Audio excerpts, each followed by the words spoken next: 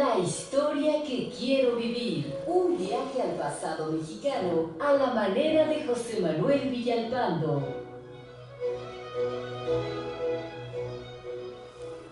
Amigas, amigos, muy buenas tardes tengan todos ustedes.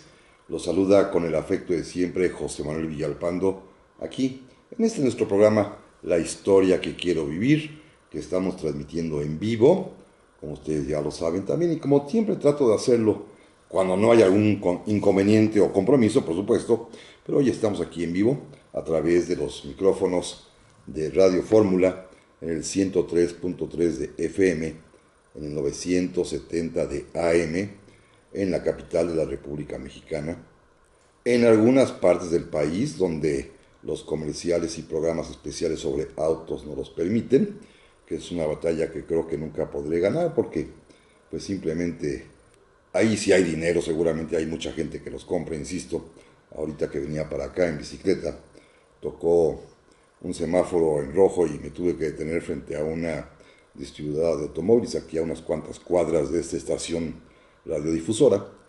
Me llamó la atención cómo para vender todavía utilizan estos viejos argumentos mercadotécnicos de poner a dos chicas bailando en la puerta, como si eso fuera el atractivo para comprar un coche. O supongo que mucha gente los comprará por eso, o pienso que los distribuidores de automóviles piensan que los señores compran automóviles para querer impresionar a las chicas. No sé, algún tipo de torceduras mentales ahí tiene estas personas que no nos dejan llegar a todo el país como quisiéramos, pero también estamos en los Estados Unidos todavía. Afortunadamente el muro no alcanza la señal digital. También estamos en Canadá, en Puerto Rico y en todo el mundo, por supuesto, a través de internet, en la página www.radioformula.com.mx.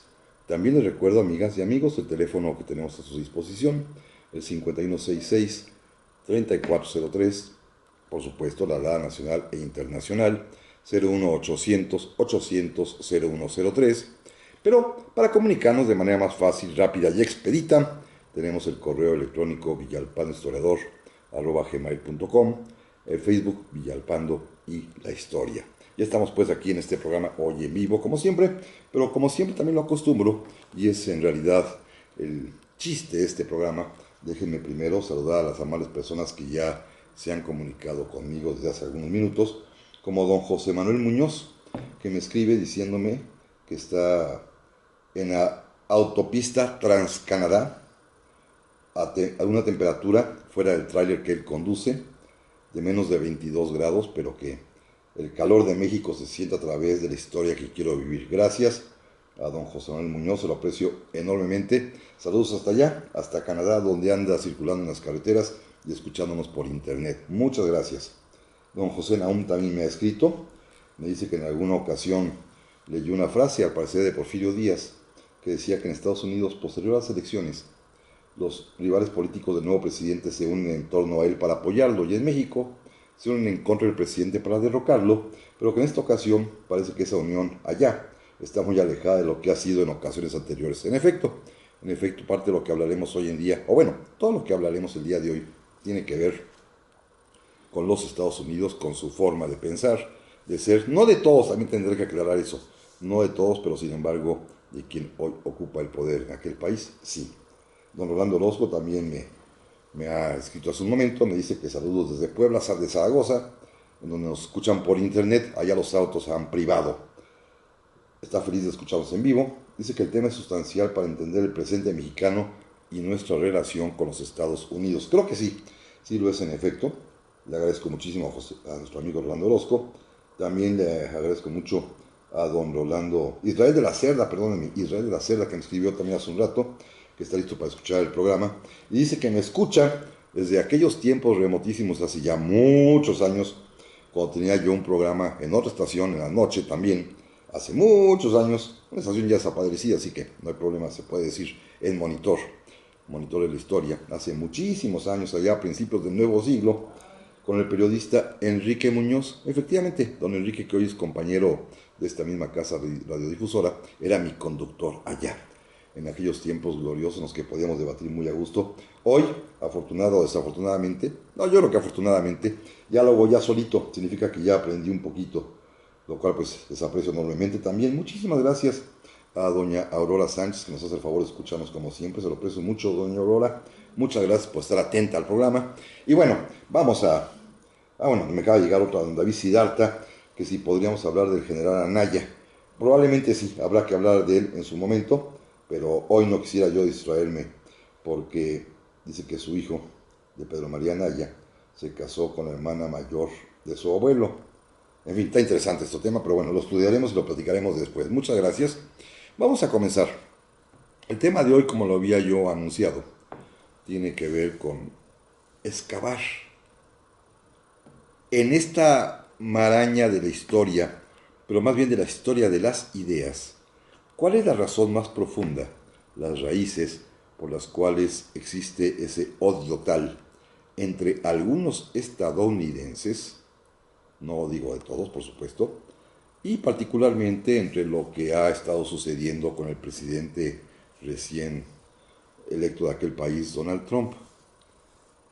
Miren, la clave para poder seguir el hilo de la historia está en el propio discurso de posesión de Trump hace un mes más o menos, un poco más de un mes, o menos de un mes más bien, en el que pues dijo unas palabras que son justamente las cuales puede uno tomar para seguir la pista hacia el pasado remoto, para poder entender por qué y de dónde surge ese espíritu de contradicción hacia lo mexicano y en general hacia lo católico, que es un tema que hoy tenemos que hablar. Hoy hablaremos de cómo una idea religiosa se va a convertir en los Estados Unidos en una forma de vida, en una manera de pensar, en una serie de preceptos de carácter éticos, y sociales y morales privados, también en una forma de teoría económica y naturalmente de ejercicio de la política.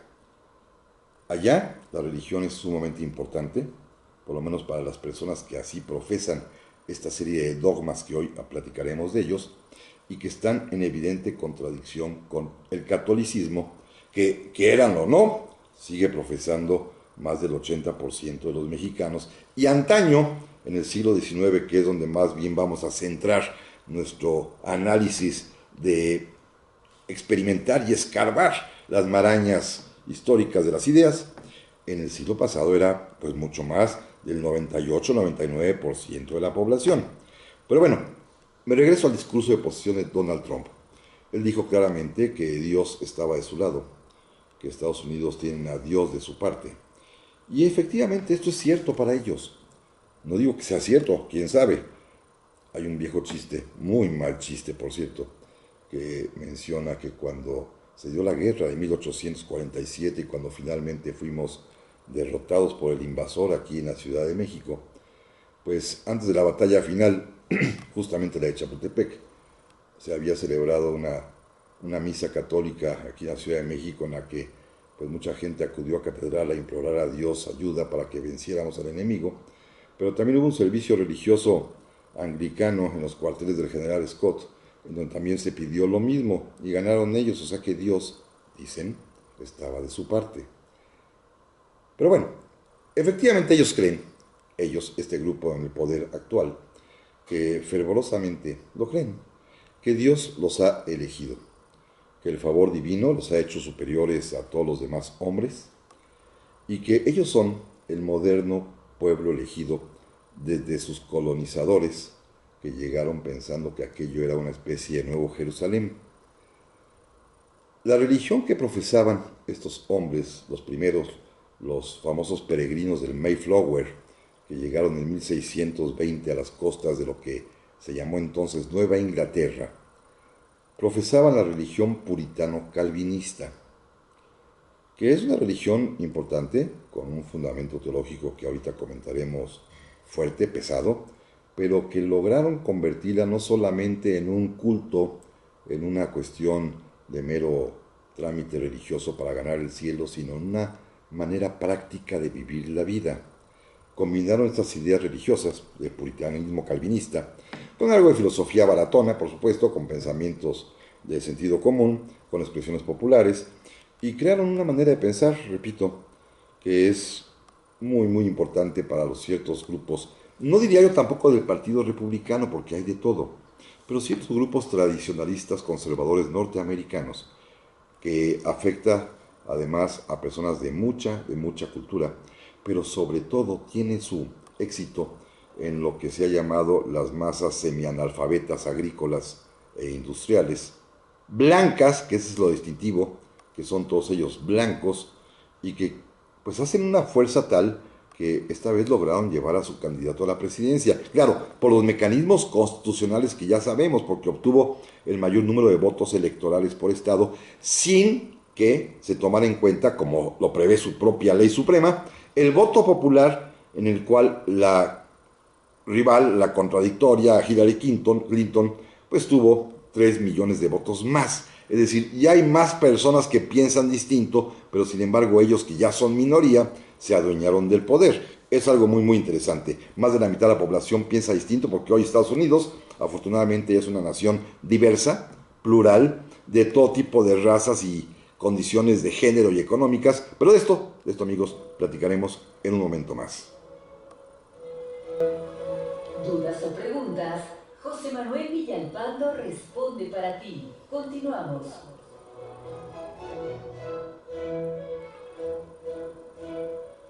Ya estamos aquí de nueva cuenta para iniciar este segundo bloque del día de hoy de la historia que quiero vivir. Muchas gracias a doña Maru Oribe, que me envió un saludo desde Ensenada, que está lista escuchando ya el programa. Muchas gracias a usted, al contrario, se lo aprecio mucho. No sé en Ensenada si se escuche vía directa por la onda de la radio, o sea por internet, no nos lo dice doña Maru Uribe, pero qué bueno que nos escuchan hasta allá. Bueno, pues déjenme continuar con el tema, que es un tema que va a implicar cierta atención de parte mía, para tratar de explicar con claridad, y ojalá ustedes también me brinden también esta misma atención, porque créanme lo que es bien importante y bien interesante, pero implica varias citas que tengo que hacer para no inventar yo nada. Prefiero mejor traer a cuenta a varios autores, que ya verán ustedes qué interesante. Déjenme rematar simplemente diciendo que este grupo de raza blanca, que cree en los principios del puritanismo calvinista, que está además viendo cómo su país lo vuelven a tener en sus manos por el efecto del mecanismo constitucional, aunque no hubiese Trump ganado la elección popular. Es un grupo que ha sufrido en realidad muchos golpes últimamente. Fíjense, en los últimos 60 años, pues tuvieron que ver a un presidente católico, de origen irlandés, que ya sabemos cómo terminó, John F. Kennedy. Tuvieron que soportar también a un presidente también, pues que no se apegaba mucho a la moral puritana, como fue William Clinton, que tenía sus que veres con sus ayudantes ahí en la oficina oval. Y ustedes recordarán, amigos, que este grupo, los puritanos calvinistas, hasta nombraron a un fiscal especial, el señor Starr, para tratar de deponer al presidente Clinton, aunque no lo consiguieron, por su mal comportamiento privado, imagínense nada más. Tuvieron que soportar también a un presidente de color, de origen negro, para decirlo con toda claridad, como el presidente Obama. Esto fue un golpe también demoledor. Pero antes también, inclusive, porque no son solamente republicanos, o más bien, no todos los republicanos son así. Tuvieron que soportar al presidente Bush, que ustedes recuerdan que tiene lazos muy afectuosos y cercanos con México, y es él quien inicia las propuestas del Tratado de Libre Comercio. Y además su familia tiene relaciones fuertes con México. Entonces, bueno, no podían soportar, obviamente, que llegase una mujer a la Casa Blanca. Esto me queda claro. Pero bueno, ¿qué pretenden estos hombres? Pues tienen un proyecto que ha tenido a lo largo de la historia 3 etapas. Tenían 4 quizás, con una nueva que está ocurriendo en estos días. Primero, por supuesto, en su momento, cuando nace Estados Unidos y cuando comienza a crecer, era la expansión territorial. ¿A costa de quién? Bueno, ya sabemos a costa de quién, de nosotros, de México.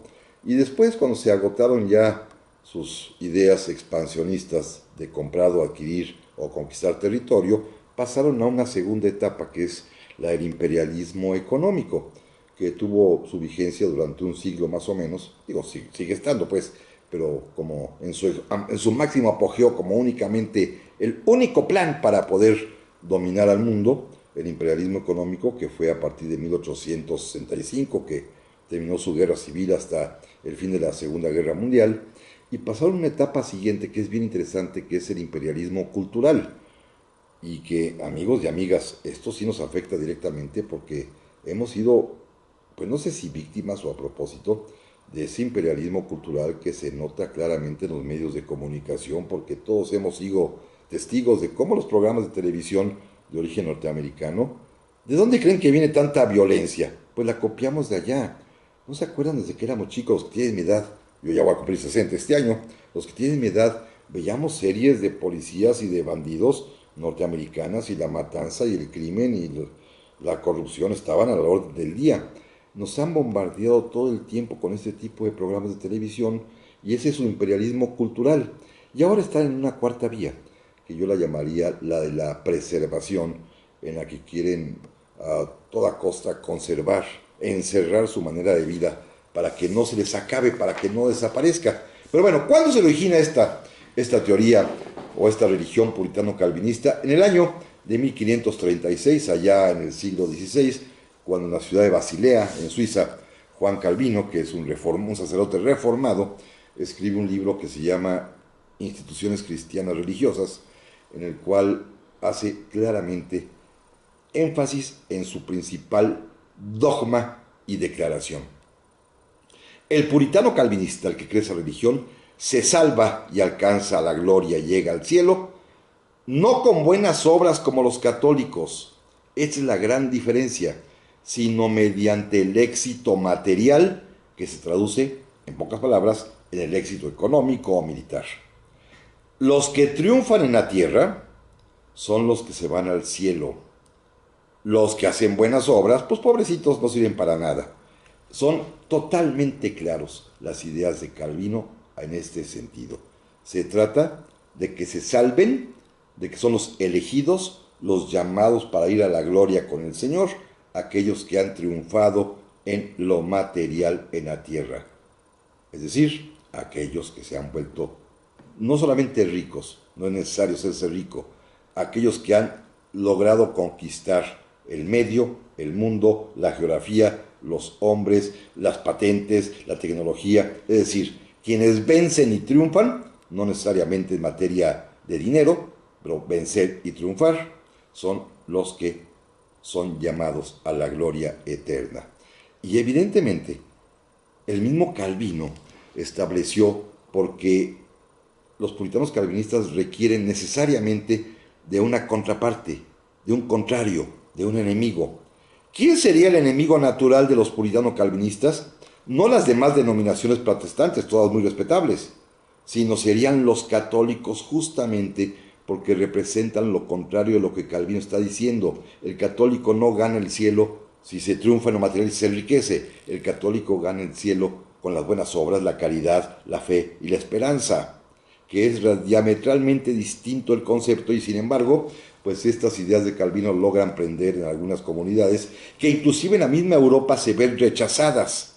Tan es así que primero se refugian en Holanda, no los admiten, se refugian en Inglaterra, tampoco los admiten a los calvinistas, y son ellos quienes parten en aquel buque famoso, el Mayflower, y llegan a las costas de Nueva Inglaterra para fundar las colonias británicas que serán el origen de los Estados Unidos de América. Es decir, allá también fueron rechazados, que eso es lo interesante, porque es una doctrina rigurosa, puritana, en el sentido más estricto de la palabra, que no se permiten, por ejemplo, pecados, que no se permiten corrupción, bueno, eso dicen, por supuesto, que no permiten ningún tipo de conducta ilícita en materia privada, piensen ustedes lo que quieran pensar, a eso me refiero exactamente, y es decir, que establecen niveles de vida verdaderamente rigurosos, y entonces el propio Calvino anunció, que como se trata de ser ellos los buenos, siempre se requiere un malo.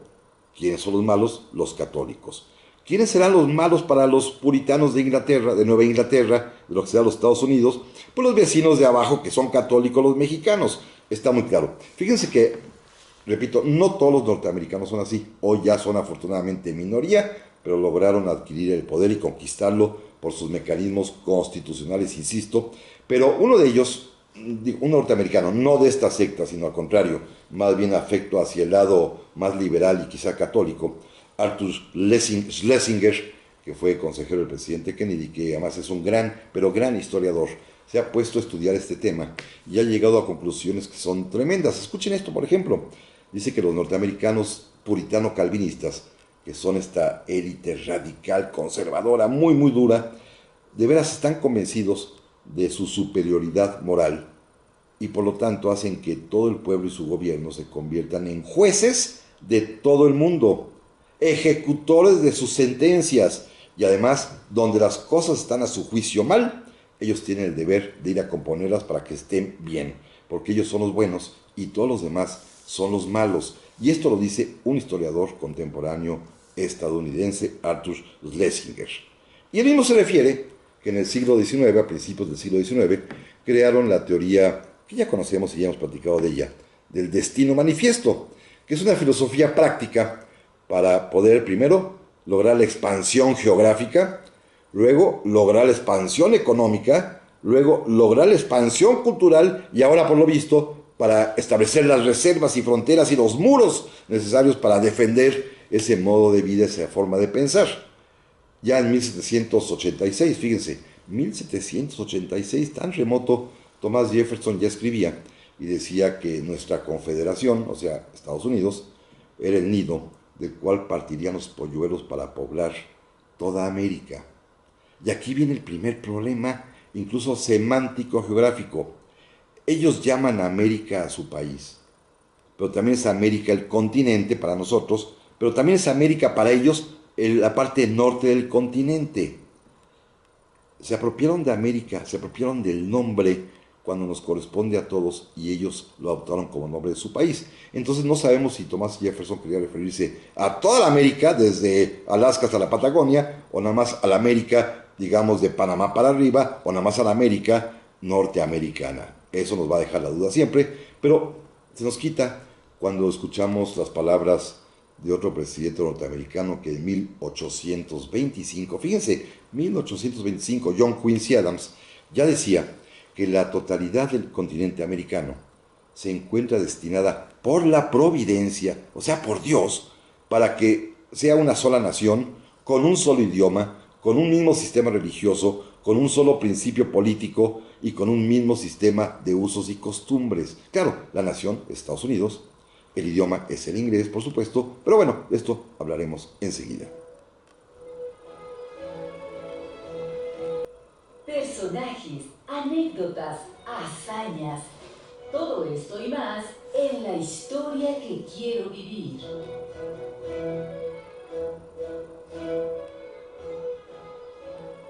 Ya estamos de vuelta aquí, el tercer bloque del día de hoy. Gracias, muy amables. Doña Maru Uribe ya me respondió rapidísimo. Me dice que desgraciadamente en Ensenada solamente se puede escuchar por internet. ¿Y cómo se podría hacer para que se oiga también por radio? Pues sí, esa es una decisión de negocios, lamentablemente. Y dice que como siempre, súper interesante el programa. Muchas gracias, doña Maru Uribe, se lo aprecio enormemente. También me escribió don René Gustavo Quevedo Cedillo desde Cancún, dice que está muy interesante el programa. Doña Jessica Albarrán me dice que si el pueblo tuvo mayoría de votos, ¿por qué la victoria fue del señor Trump? Por su mecanismo constitucional, allá el voto es indirecto. La gente común y corriente va y vota a las casillas, pero no vota por su presidente, vota por electores diferentes, que a su vez se reúnen después en una asamblea estatal y todos ellos deciden por quién van a votar. Y cuando estos electores pues fueron, en este caso, de mayoría puritano-calvinista, pues evidentemente se fueron por su candidato, el que les prometió detener a los migrantes, el que les prometió construir un muro, el que les prometió acabar con estos violadores criminales que somos los mexicanos, y decidió también acabar con el Tratado de Libre Comercio. Así que eso los convenció, y ellos son los que eligen al presidente, no el pueblo. También le aprecio muchísimo a don Fernando Salinas, dice que desde McAllen nos saluda, muchas gracias, está usted allá del otro lado, y que sus propios actos de este presidente norteamericano lo van a obligar a renunciar. Esperemos que tenga usted voz de profeta. Don Víctor Torres Nuevo, que nos saluda desde Paramount, California, dice que está frío y lluvioso ahora ya, allá en California, y que ya nos están escuchando, cosa que le aprecio enormemente, muchas gracias. Don Roberto Flores también, Manríquez, me dice que está feliz de escucharme, con su esposa Rosa y con Isaías, su hijo. Qué buena salud para mí. Muchas gracias, se lo aprecio y saludos a su familia, por supuesto. Y también, por último, un último mensaje que me acaba de llegar. Doña María del Carmen me dice que mi admiración, afecto y respeto por mi persona. Muchas gracias. Que gracias por ayudarle a conocer nuestra historia. No, no le ayudo. Al contrario, el favor me lo hacen ustedes a mí, permitiéndome llegarles a sus casas, a sus hogares, a sus automóviles, a donde están haciendo ejercicio, a donde están con los amigos, en fin, de veras, el agradecido soy yo. Don Rolando Orozco me vuelve a escribir, me dice que si en esta propensión endémica a lo fantasioso del lado mexicano, que está seguro que estos datos que nos comparte hoy, que comparto yo, aterrarían a los connacionales que en plena celebración del centenario de la Constitución estuvieron más atentos al supertazón y sufriendo porque por poco pierden los pads, no sé, como yo no sé nada de eso afortunadamente de Nueva Inglaterra, como si tuvieran una pertenencia en ese lugar. Sí, la mercadotecnia es tan terrible, don Rolando, que efectivamente he visto a muchas personas que verdaderamente se angustian por los partidos de béisbol o de fútbol americano de los Estados Unidos. Híjole, como si fuera lo nuestro. Digo, yo tampoco veo los de aquí, jamás en mi vida, ni veo deporte ni hago deporte. Yo sigo la teoría de los elefantes seguramente, pero eso de estar al pendiente de lo que hacen allá, francamente, como dice don Rolando, se aprovechan de la ignorancia mexicana y solo nosotros somos los culpables. Pues en esto le concedo la razón a don Rolando, ya sé que me veo muy radical, pero pues ¿qué quieren? Alguien tiene que ser un poco diferente y no ver fútbol, ni nacional ni extranjero. Pero bueno, déjenme decirles que estaba yo platicando de John Quincy Adams, que decía que iba a ser una sola nación, con un solo idioma, con un solo principio político, con una sola religión. Claro, la nación es ellos, Estados Unidos, el idioma es el inglés, por supuesto, los principios políticos, pues la democracia y la libertad al estilo de ellos, el sistema filosófico o religioso, el puritanismo calvinista, y naturalmente, bueno, se trataba de que todo fuese lo mismo, porque decía yo Quincy Adams, que el continente americano estaba destinado por la providencia, dice él, a ser nuestro dominio. Y la providencia es Dios, bueno, ni modo. Años más tarde, James Buchanan, que fue o jefe del Departamento de Estado, secretario del Exterior norteamericano, pero que después llegaría a ser presidente de los Estados Unidos, decía que la providencia había querido, fíjense, la providencia, o sea, Dios otra vez. Ahora, el presidente Trump mencionó por su nombre, Dios. Bueno, antes le decían la providencia para no verse seguramente tan directos o tan claros. Pero la providencia tenía un destino para ambas naciones, para México y para los Estados Unidos. Ellos tenían, escuchen esto amigos que es maravilloso, la realización obligatoria de esta misión religiosa, de la gloriosa misión nacional, vean qué lenguaje tan retorcido, por civilizar, cristianizar y levantar de la anarquía y de la degradación a un pueblo, escuchen amigos, porque nos va a pegar muy duro, a un pueblo, el mexicano, de lo más indolente, malvado y desgraciado. Nosotros, indolentes, malvados y desgraciados. Así nos veían las buenas conciencias puritanas en los Estados Unidos en 1847. Pensaban de veras que esa era su misión. Había en ese momento en boga la idea, como ahorita lo voy a citar más adelante, de que los mexicanos éramos para ellos una raza híbrida, la palabra es espantosa, híbrida, en la cual heredamos lo peor de la raza española y lo peor de la raza india, y combinados resultamos ser justamente esto, indolentes, malvados y desgraciados. En 1848 un reverendo de apellido Johnson, un pastor protestante puritano calvinista, se hizo muy famoso porque publicó un sermón que dio en su iglesia y que llegó a todos los periódicos norteamericanos por las palabras que dijo, que son las palabras que sirven para justificar todo, absolutamente todo. Fíjense lo que dijo. Hemos sido nosotros el instrumento de la providencia para llevar la luz, aunque sea mediante el fuego y la espada, a ese país descarriado, o sea, a México. Pero lo mismo se aplica a Irak, o lo mismo se aplica a cualquier otro lugar donde hayan intervenido, La providencia los destinó, fíjense bien, para llevar la luz aunque sea mediante el fuego y la espada, a ese país descarriado, y hemos sido escogidos por la providencia otra vez para purificarlos y para ensanchar el área de la libertad. Esta es la razón de fondo de toda la intervencionismo o tradición intervencionista de los Estados Unidos, no solo en México, sino en todo el mundo. Tienen la misión de Dios de hacerlo. De veras están profundamente convencidos, y ya desde 1848 este reverendo Johnson se volvió famoso porque pudo poner en un solo parrafito cuál es exactamente la raíz del pensamiento puritano calvinista que ha hecho que los Estados Unidos sean como sean. Claro, en esa minoría hoy rectora, formada por hombres blancos y mujeres blancas también, por supuesto, algunos de ellos con gran cultura, pero la gran mayoría, como dicen los propios norteamericanos, una masa semianalfabeta, rural y obrera, que son los que dan votos, que ustedes los pueden ver. Si han visto programas de televisión estos norteamericanos de History Channel y esas cosas raras, estos señores gordos, blancos, que se dedican a cazar en los pantanos, o que se dedican a hacer negocios, o que se dedican a tener mil aventuras con armas y cosas. Estos son hombres que de veras sienten un orgullo tremendo en sentirse superiores a los demás. Pero bueno, vamos a la historia.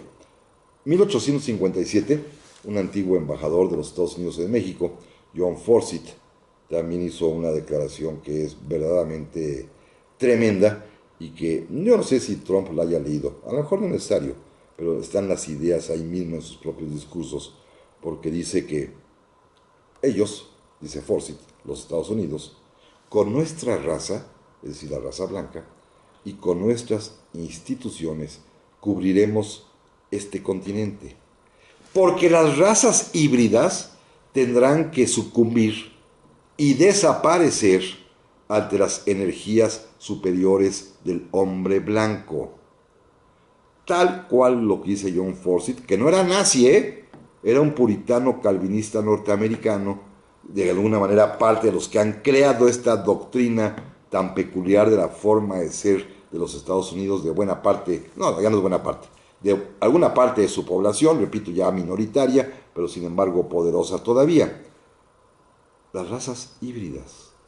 Fíjense, en 1817, amigas y amigos, cuando México ya iniciaba, bueno, estábamos ya en plena guerra de independencia, llegó por allá a los Estados Unidos en busca de ayuda el guerrillero español Javier Mina, y estuvo en Nueva York y en Baltimore, y ahí se entrevistó con muchos norteamericanos que de alguna manera se emocionaron, porque Mina era también un liberal, se emocionaron de que México podría llegar a ser independiente de España y a ver si se libraba de tanta cosa, ¿no? Y en los periódicos norteamericanos que pude consultar estos días para poder platicar aquí con ustedes, particularmente en los periódicos de Baltimore y de Nueva York, salió una especie de proclama en la cual en 1817 varias asociaciones de estos hijos de la revolución, que son los puritano-calvinistas, veían con simpatía nuestra guerra de independencia, porque esperaban, fíjense qué bonito pensamiento, esperaban que entre nosotros los mexicanos apareciera un Washington o un Franklin que fuera capaz de dirigirnos y llevarnos lo que ellos llaman al progreso. Y no, bueno, pobrecitos, ¿verdad? Se decepcionaron cuando vieron que una vez terminada la independencia hicimos un imperio, y después del imperio tuvimos una constitución, la primera de 1824, que a pesar que en su prólogo dice que queremos ser tan felices como los estadounidenses, estableció un artículo específico, la Constitución del 24, estableciendo como religión única del Estado mexicano, de los Estados Unidos mexicanos, la única religión sería la católica. Y esto, por supuesto, los va a decepcionar, pero hablaremos enseguida de ese tema. ¿Te gusta la historia y apenas lo sintonizaste? Síguenos en Facebook, Villalpando y la Historia.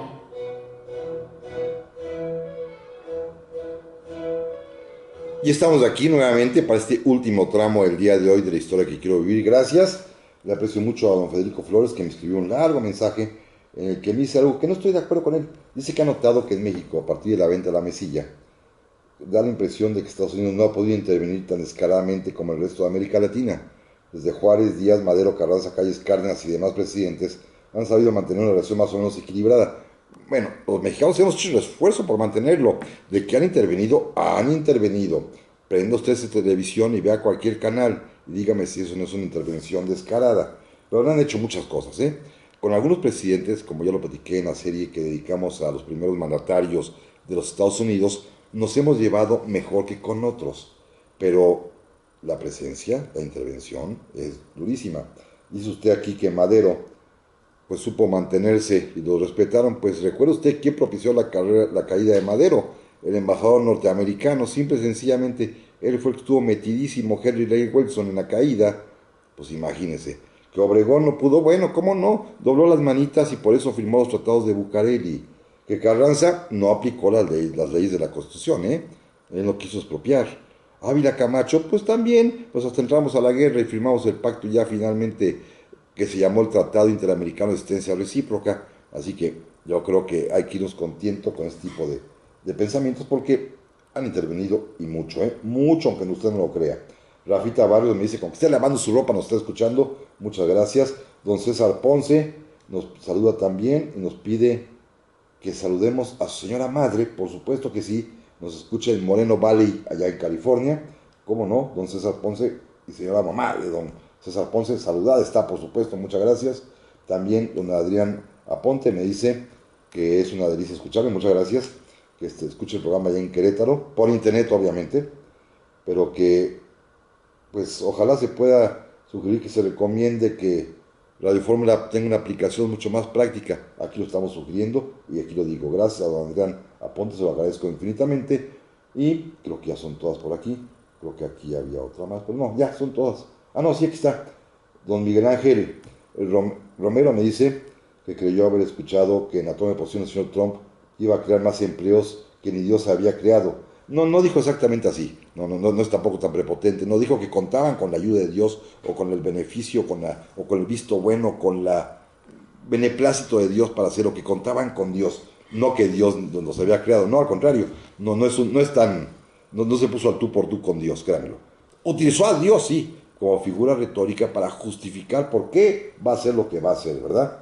Pero bueno, en fin, don Rolando Orozco me manda otro correo que ahorita voy a tocar el tema si me da tiempo, donde dice que se va a celebrar, o ya se celebró en realidad, el 50 aniversario del Tratado de Tlatelolco, cosa que por supuesto tendremos que platicar de él la semana que entra, les prometo un programa especial, porque hay momentos en la historia de México en que hemos sido verdaderamente lucidores. No todo son derrotas, no siempre hemos sido perdedores, y hace exactamente 50 años México le dio una lección al mundo y a América Latina y a los propios Estados Unidos durante el gobierno del presidente Díaz Ordaz, antes de que por supuesto se convirtiera en el gran criminal de nuestra historia, como le han estado achacando por el 68, bueno, un año antes, en el 67, bajo sus auspicios, un gran diplomático mexicano, don Alfonso García Robles, va a negociar y a concertar el Tratado de Tlatelolco de prohibición o prescripción de armas nucleares en América Latina, en una historia que es fantástica y que vamos a platicar la semana que entra, pero por hoy voy a acabar ese tema de una vez. Miren, ya para 1825, decía yo, pues se decepcionaron porque nuestra Constitución del 24 estableció que iba a ser una religión única, la católica.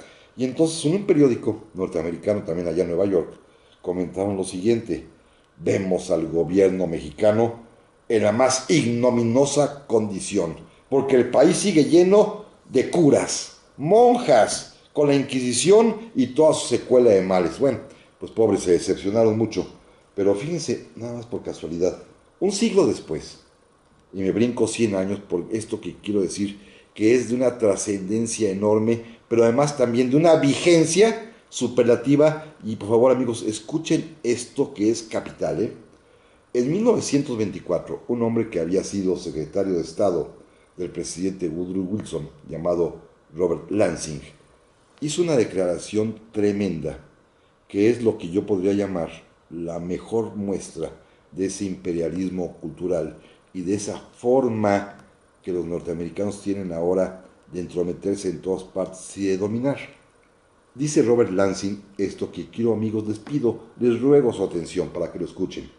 México es un país extraordinariamente fácil de dominar, porque basta con controlar a un solo hombre, al presidente.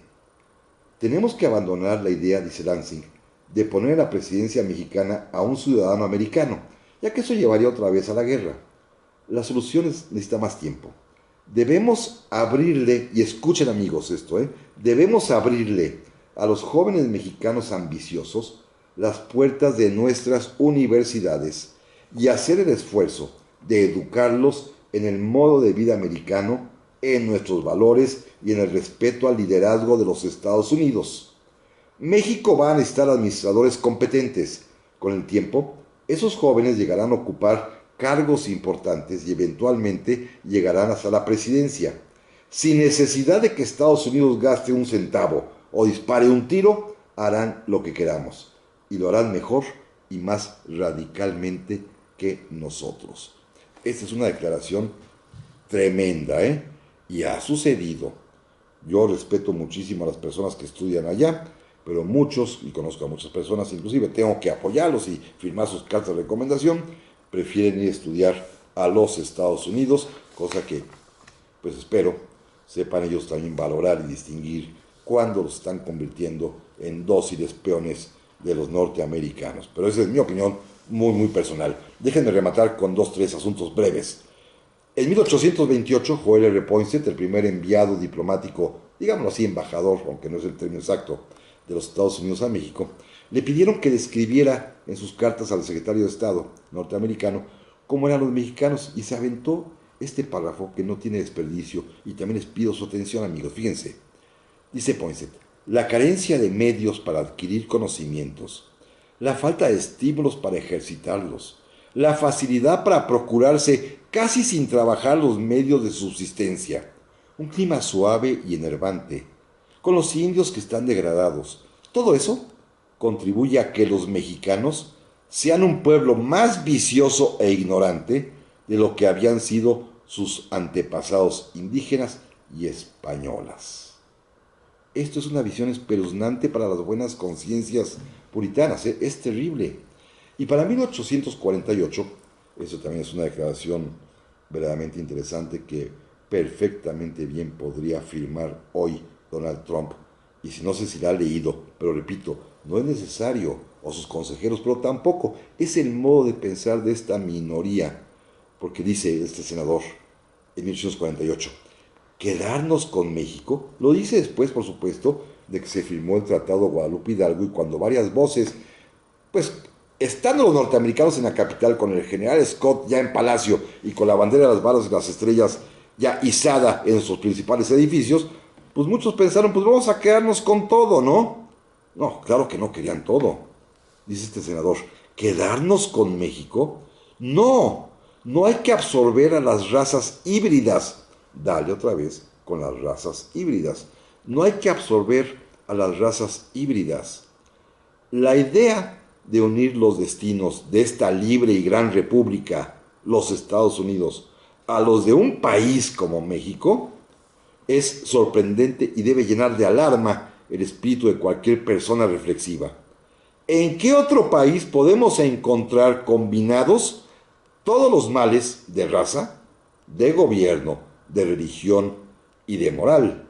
En México, por supuesto. Y si es que existen otros males, seguramente también los vamos a encontrar allí, en México.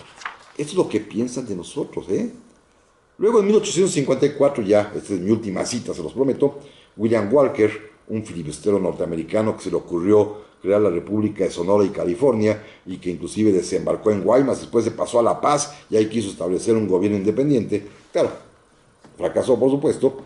Decía lo siguiente, es mi última cita, se los prometo: solo los idiotas pueden hablar de mantener relaciones estables entre la raza americana pura y blanca y la raza mezclada indio-española, tal y como existe en México.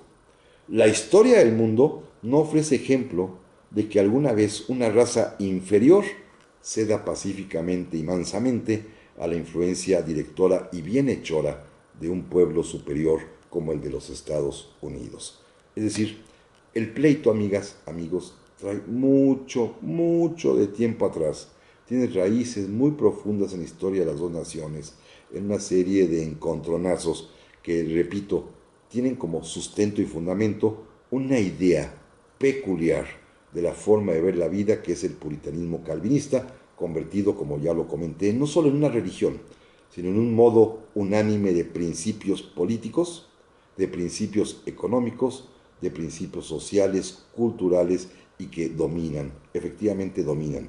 Pero repito, no todos son así, ¿eh? Hay ejemplos como Lincoln, que estuvo en contra de eso, como John F. Kennedy, que estuvo en contra de eso, como Ulysses Grant, que estuvo en contra de eso, como Robert Kennedy, que estuvo en contra de eso, y como muchos hoy norteamericanos que están abiertamente oponiéndose a esta serie de políticas verdaderamente atrasadas que tiene su presidente en turno en este momento. Los mexicanos que viven allá están peleando más que los mexicanos que aquí fracasaron en su marcha hace 8 días. Pero es todo por hoy, amigas, amigos. La semana que entra, Tratado de Tlatelolco, y aquí nos escuchamos. Muchísimas gracias a Daniela García, mi productora, a la operación a don Raúl Cruz, y a ustedes, amigos, de veras, pásenla muy, muy bien, y que sea una buena semana para todos. La semana que entra, recuerden, hablemos de un triunfo de México. Gracias y hasta pronto.